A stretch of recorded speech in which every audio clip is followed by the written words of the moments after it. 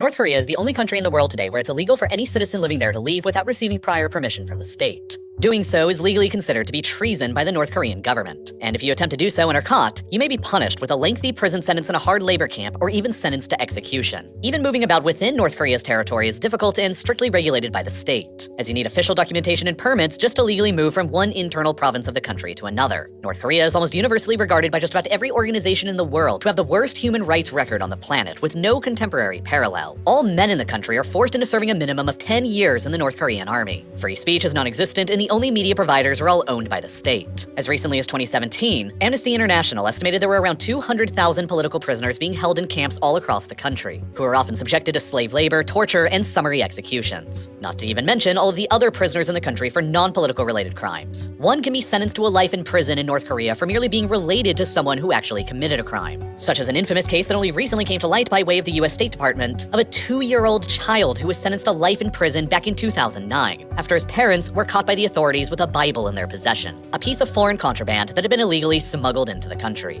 All foreign media and content from the outside world has been strictly outlawed within North Korea for decades, with various penalties being dealt out to anyone caught smuggling such content in, distributing it, or consuming it, up to and including life in prison and death. North Korea is one of only 4 countries remaining in the world that routinely carries out public execution of prisoners, with the only others being Iran, Saudi Arabia, and Somalia. It also has historically been extremely difficult for any foreigners to get permission to get into the country, and whenever they have been allowed in, they're permanently placed under